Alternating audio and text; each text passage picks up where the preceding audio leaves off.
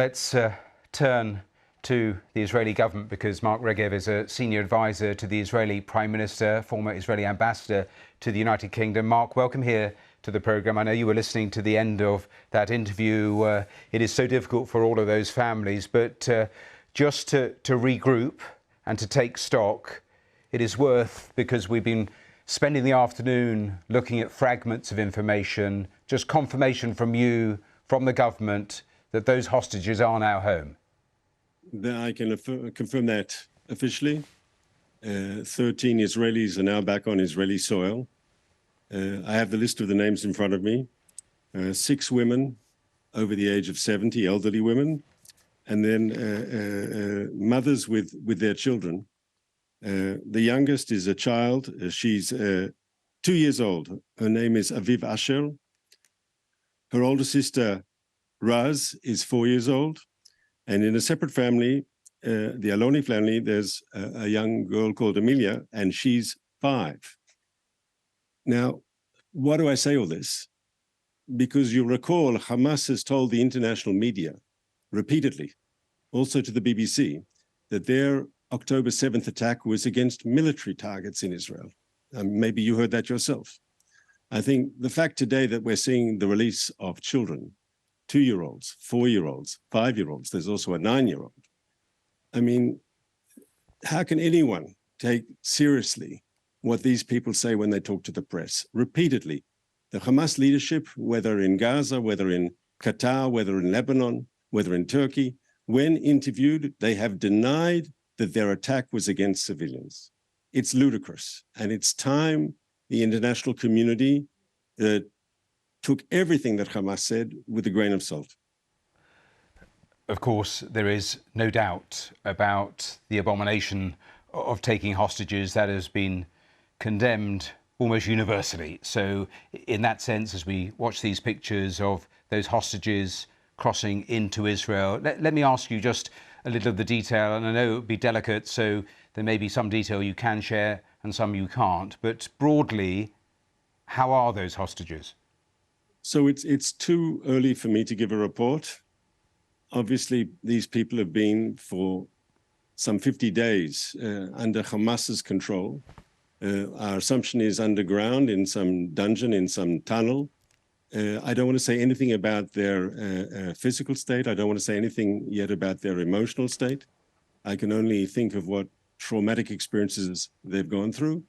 And anything else that I would say at this stage would be irresponsible. They have to be properly checked out. They've only had initial checks, and there's obviously a long process for all of them.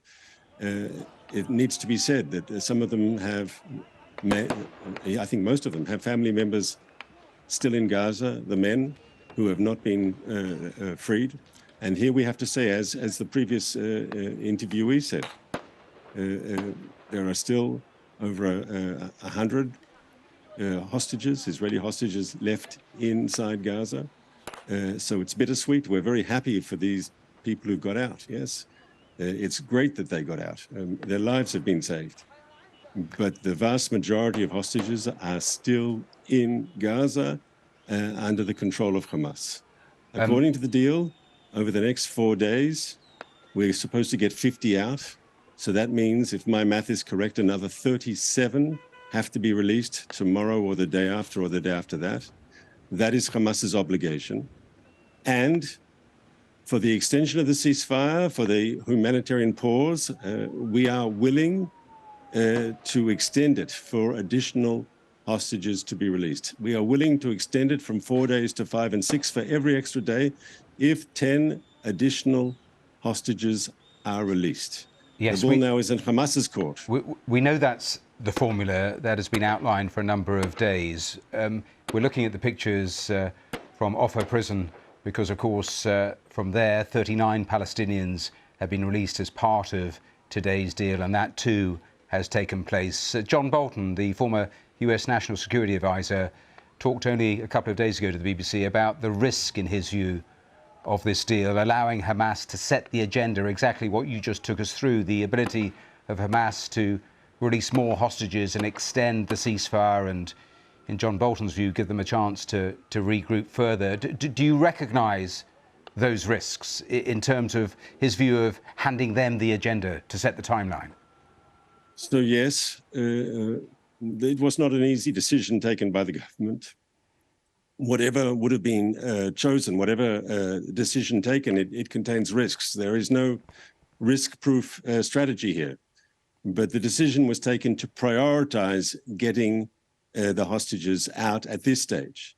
At the same time, we've reiterated our goal that we will resume our military campaign against Hamas. That is necessary. And the bottom line is this: Israel refused to live next to this terrorist enclave on our southern border, controlled by Hamas, and we saw what brutal violence they're capable of. And let's be frank, when Hamas leaders have been interviewed, and we do believe them on this point, they said, given the opportunity, given the capability, they would do October 7th all over again. They said they would do it again and again and again. We must deny them that capability. I'll come back to that. The only way to do that is to destroy their military machine. I'll come back to that ultimate objective in a moment or two, but the Defence Minister earlier in the day said that the truce is short, this pause, and after which we'll resume the operation with full military force. Correct. Now, we've just been listening to the human stories, the people, the individuals, the 13 that have been released. Do you think, as we see more of these releases, actually restarting this war, that becomes harder, doesn't it? On the contrary, we don't think there's a contradiction between military pressure on Hamas and at the same time getting our hostages out, because we don't think these 13 people who were released today, that Hamas suddenly became humanitarians or Hamas suddenly became aware of international law. Yes, Hamas is the same brutal, fanatical Hamas that butchered innocent civilians on October 7th in the most brutal way. Rapes, burning people alive, massacring people in the ditch with the machine guns. Terrible violence. So they didn't change, it's still Hamas. They are releasing hostages because of the military pressure they're under. We are destroying their military machine. We are eliminating their command. They are facing the blows of the IDF. But exactly on that point, let me ask you on that point, because Benjamin Netanyahu earlier in the week again repeated, and you've repeated, Israel has said it right throughout this war, that the objective is to destroy Hamas. He then goes on to say they will get all of the hostages out. I mean, are those two things realistic to say at the same time? Because why would Hamas give you the rest of the hostages when you're absolutely promising to wipe them out? Why would Hamas give us hostages today? Because they're under military pressure.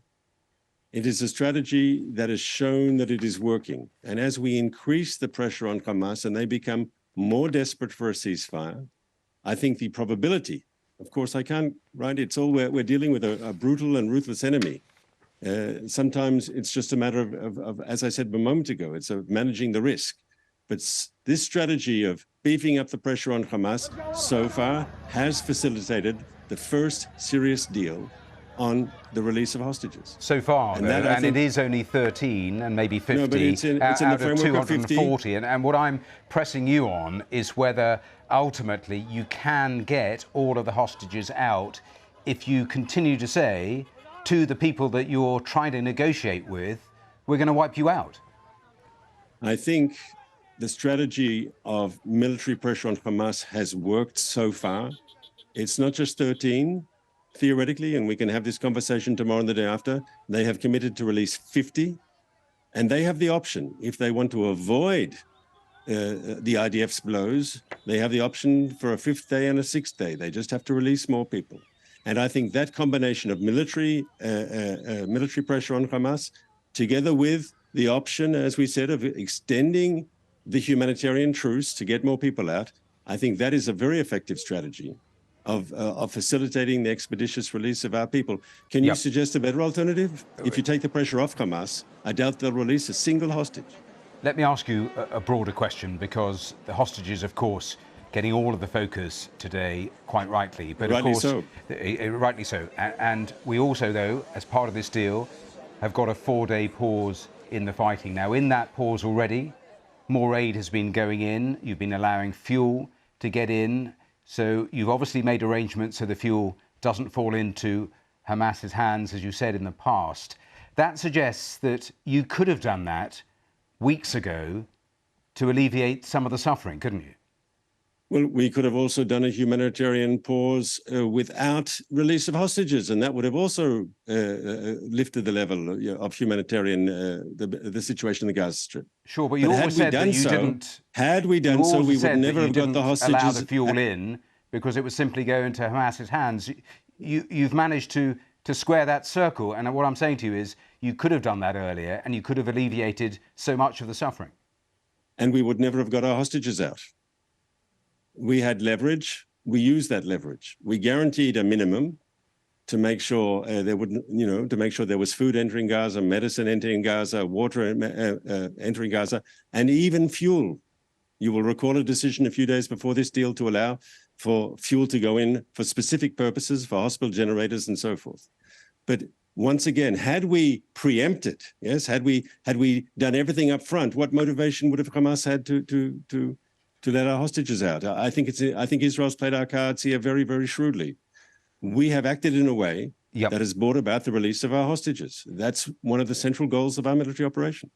Two more questions, if I could. Please. Because Lord Cameron, the new UK Foreign Secretary, he's there in Ramallah, he's there in the region. He has said today that civilian casualties in Gaza were too high and the Israeli forces must abide by international humanitarian law. He's also gone on to warn Israel that it will never be secure unless there is a long-term safety, security and stability for the Palestinian people. In terms of direct response to the new UK Foreign Secretary, what would you say? Well, I was in the meeting that we had with him yesterday in Jerusalem at the Knesset, and I can only agree with the principles he outlines. We think there has been too many civilian casualties in this war. We think that's because of Hamas's deliberate strategy of using Gazan civilians as a human shield.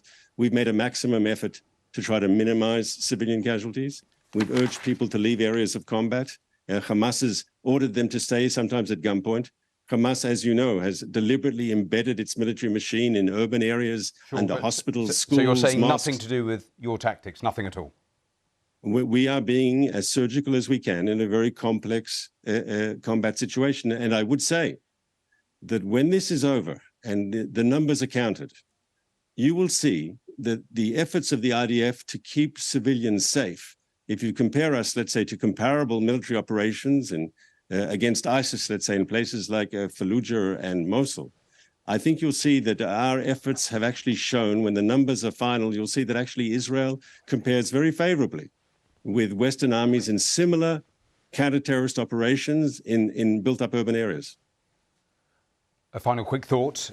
I know it's a few days away, but I quoted what the Defence Minister said.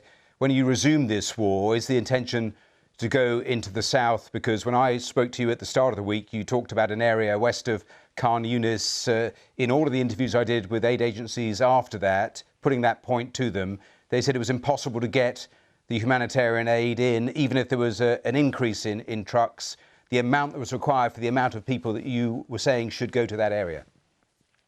So I believe if there's a will, there's a way. And at the moment, over the next 4 days, they can bring in as much aid as they need. We've specified not just one area.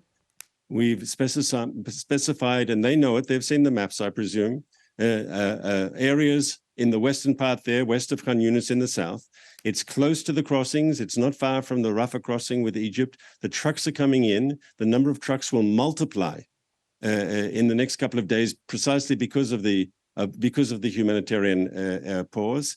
If they can't get their act together, if they can't get their act together, if they can't get their act together and deal with this, the situation, then I don't know what they're there for. All right. There's a humanitarian, difficult situation in Gaza. We've specified areas where we know there won't be combat. These are areas where civilians can go. There needs to be tents there. There need to be field hospitals there. We're willing to facilitate that with the humanitarian organizations. It's almost as if they don't want to help save lives. It can be done. Mark Regev, we have to leave it there, but thanks for joining us live there from Tel Aviv. Thank you. Thank you.